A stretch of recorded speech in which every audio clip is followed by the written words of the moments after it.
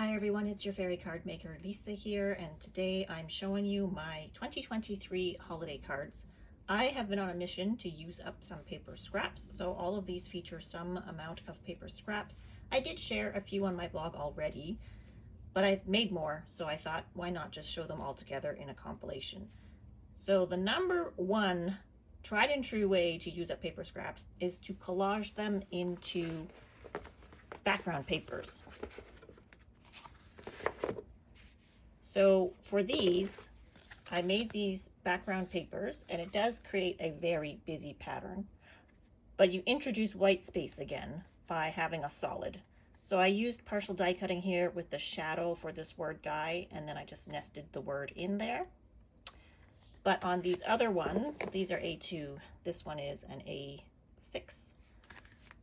These two are A6 as well. On these, I don't have the shadow die, so I just put down the word and then I cut around it by hand. I drew a line with my ruler to get the straight parts. And then this one is the 5x7 or A7. So I did have some more of these strips left. So I made some with borders. So this one used up a little bit of glitter paper scrap as well. And then the envelope itself is also a use for scrap paper.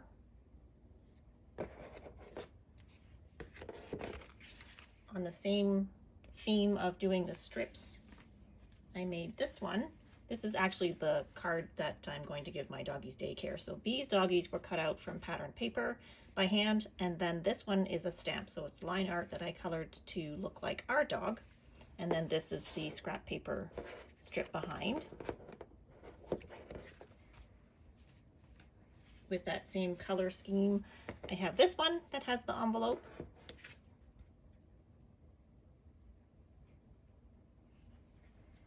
So the mini envelopes, like the ones you just saw, they use a 2.5-inch square of patterned paper. So this is a great way to use up some smaller pieces of paper, or use up your 6x6 paper pads. And then all of these images came from the same stamp set, so I stamped them all together and colored them and stuffed them in there. This larger envelope, this is on an A2 card. This one uses a 4.5-inch piece of paper to make the envelope, and I cut the snowman and the ornaments out of a paper pad so the colors coordinate together, and then the rest are just random die cuts of mine that I put in. On the trees, I used some glitter embossing powder to look like snow. That did take a little bit of extra time. And then the sentiment here, this is a hot foil plate that I letter pressed by using ink instead of hot foiling, so it's indented in there, and I popped that one up on foam tape. And then I have a snowflake embossed background. So this was inspired by Spellbinder's Envelope of Wonder idea. Their envelope is much bigger, but they also sell a set of dies that go with it for different seasons. But I knew that I could make my own envelope, and I have tons of dies that I could stuff in there. So, and if you don't have dies, do what I did and cut out from patterned papers.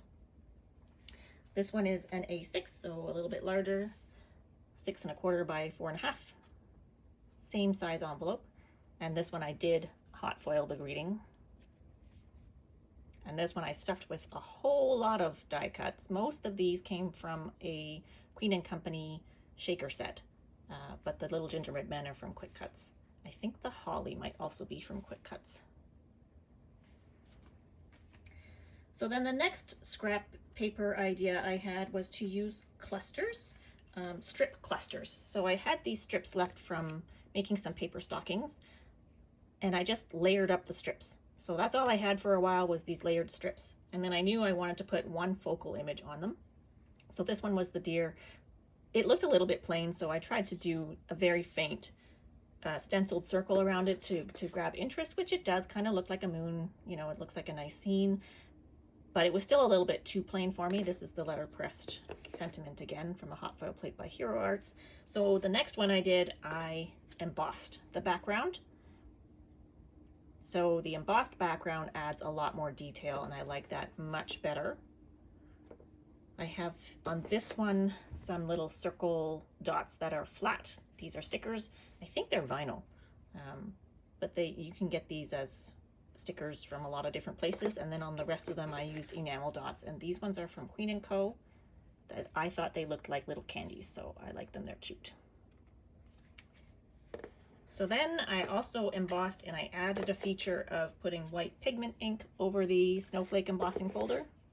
So I think that helps the snowflake stand out a little bit more. This is a Quick Cuts gingerbread that I have, and these are the 2 sentiments that come in that one set.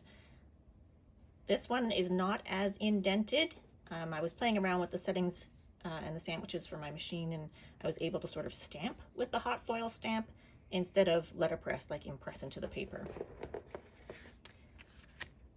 So those were all posted to my blog, but this is the new one that I made. Again, I used the embossing, the snowflake embossing folder, and then white pigment ink to make the snowflake stand out.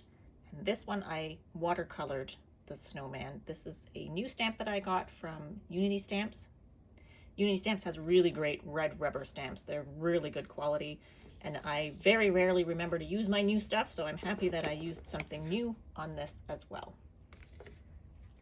And this is the last strip cluster that I made with a different style of sentiment, and this is a stocking die, which is also new to my stash, and I put flocking on the stocking, so this is fuzzy. The toe and the neck and the heel of the stocking are all fuzzy. Then I have some hats. This is a Queen & Co. shaker die. It's one of the dies in a set of shakers of winter images. So this one is the hat, and I cut extra hats and just made some flat cards.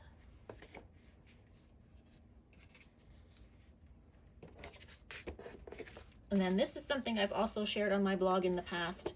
It's from a class that I did where we were practicing ink blending. So we ink blended this panel to put on the card, and on this one I literally just scribbled a tree line on it with a Copic multiliner pen and then stamped a sentiment. This was another sample that I had at the class where it's an aperture in the card. This took a lot more time to do, so I didn't do any more like that.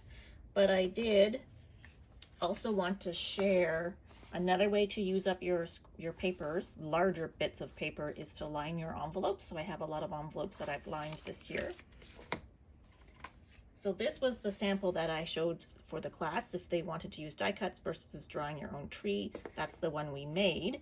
And I've made 2 more now, but I did yellow on top instead of the blue that created that purple when it blended with the pink, to do more of a daytime scene. And I also backed the windows and the doors of the little cutout die cut houses in the church there, so it's not just a see-through aperture. That also took quite a bit of time because they're very, very tiny bits. From that same class of ink blending, we practiced spotlight ink blending. So this was the spotlight that I did, and we stamped directly on the card. And the new version that I've done just now are with the house and the lantern. And really, the stars are what really finishes off the card because it brings a little bit of sparkle and shine to the card and also enlarges that focal area. It looked very plain without it. And you can see that I did a smaller amount of blue on the new ones, so the stars really help to fill up the card.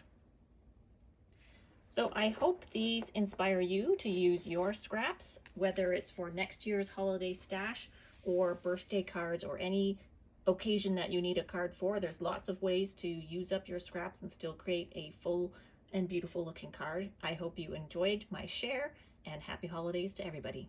Bye for now.